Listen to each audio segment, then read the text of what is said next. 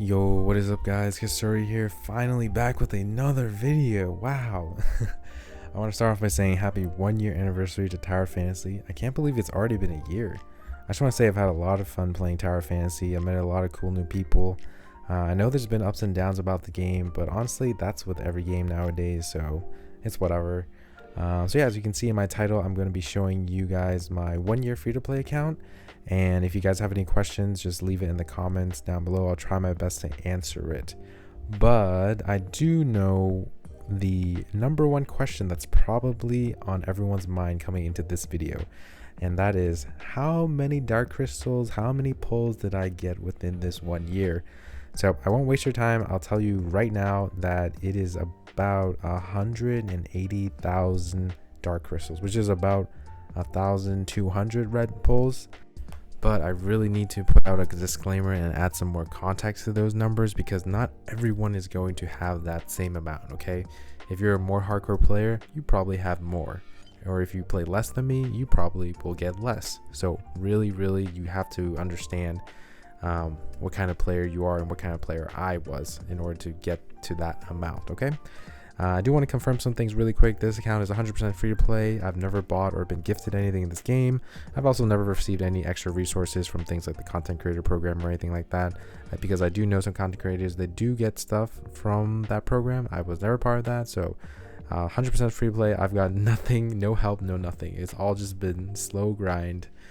So that's the first thing I wanted to confirm. So now for the second thing, it's just me categorizing myself as what type of player I was, and I want to say I was more of a casual player. Definitely everyone goes through the phase in the beginning where they play a lot because it's a new game, it's fresh, but for me, same thing. It's just later on in the game, and even now I'm just playing less and less. And as you can see in the gameplay that I have in the back, that's actually me doing my dailies today, and it took me 15 minutes, and this is 3 times speed. To show you, I pretty much did my dailies, I did my join op, and then I checked a couple things, and then I logged off. So that's pretty much how I play nowadays, every day. And then maybe on the weekends I'll explore for maybe an hour or two, and if I'm feeling it, I might not even play on the weekend. So honestly, very casual play. So back to my main account here. I'm gonna try my best to go through everything as quickly as possible. Feel free to pause if you want to look at something, or just skip over it if you don't care. Yeah, I've never bought anything from the shop, none of these like $1 packs, Tadium packs, and all that stuff. I do have to say the $1 pack was very enticing in the very beginning of the game. But yeah, none of that. I've never bought any of the battle passes. I don't know if I can prove that, but doesn't the battle pass give you the skin? So I have none of that. I have none of the premium gachapon ones. So yeah, no skins for me, just the free to play ones. Here's my CS. Oh, this is my rainbow comp, actually my favorite comp. I love just spamming the weapon skills. And then this is the really high CS comp, which is the A6 Fenrir, A6 Nemesis, and A5 Fiona. It's a pretty nice comp if you're looking to like support and do a little damage here and there.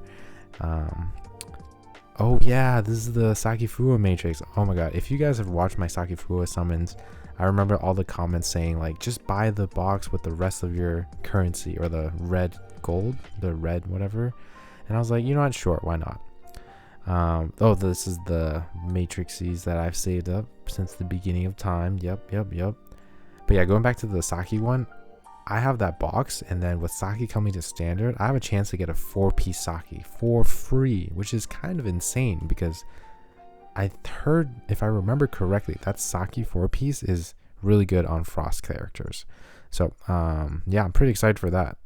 And here we go, finally my weapons. So as you can see, I have A6 Fenrir.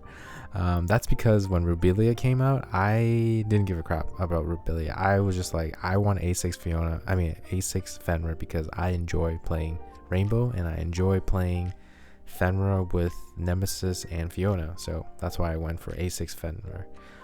No regrets. And then you can see over here, Nemesis here, I've had her A0 since the very beginning. I've been waiting for her to get the standard, and then she got the standard, and then I eventually bought 6 copies of her. And then for Claudia, I chose her in the SSR box, and then I again used my black code to get her to A5. Fiona, Oh boy, Fiona. I think that was my last video, yeah. So if you watch my last video, I went so hard to get Fiona A6, but I could not get it. But I have a plan to get her A6 in the anniversary. So I think there might be a way to cheese the banners. Hopefully, if there is, I will make a video about it if I have time. But fingers crossed, hopefully I get A6 Fiona during the anniversary. And here I'm just scrolling down looking at the standard banner weapons I've gotten to A6. Yeah, it's whatever. I mean, no one really cares about getting A6 King anymore, right? These are my matrices. Most proud of the Claudia ones over here, the 4-piece Claudia, and that's because I've been saving again since the beginning of time my black gold and my tokens for Nemesis Claudia to come to the standard, and then also their matrices to come to the standard, so I can finally buy them. And I eventually did, so patience paid off. Now for some of the boring stuff, I guess, that may or may not interest some people. If you don't, then feel free to just skip over this part, but this is just like Bygone Phantasm. I'm only on level 420. Wait, what the heck? 420? Okay, that is a coincidence. That was not set up. But anyways, I don't really like doing Bygone anymore. It's just so repetitive, and yeah, I don't really feel like doing it. But the sequential Phantasm, though, I do try to do it because there are dark crystals in there. So I just try to hit that 1700 mark. Here, the PvP, I have not touched PvP. I do it once a month, and then that's it. And then same for Breakthrough Destiny. I do it once a month so I can get the 300 dark crystals, and then I call it a day. Okay, yeah, for Void Abyss. So I'm clicking on here because I'm looking at the bosses. Usually I'm okay with up to 4 or 5 if I'm like one of the damage dealers, which is totally fine. But then usually, depending on the boss for the last one, I might not be able to, or I might just need a little help or like a really good support. So there's that.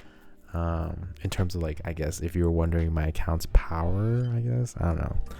So yeah, that's pretty much that. And then again, more random stuff that you probably don't care about. But yeah, I don't really do the research because again, I'm pretty casual and I don't really want to farm that kind of stuff. And if you're like a new player watching this, like eventually all free to play, you can always get all the SSRs to max.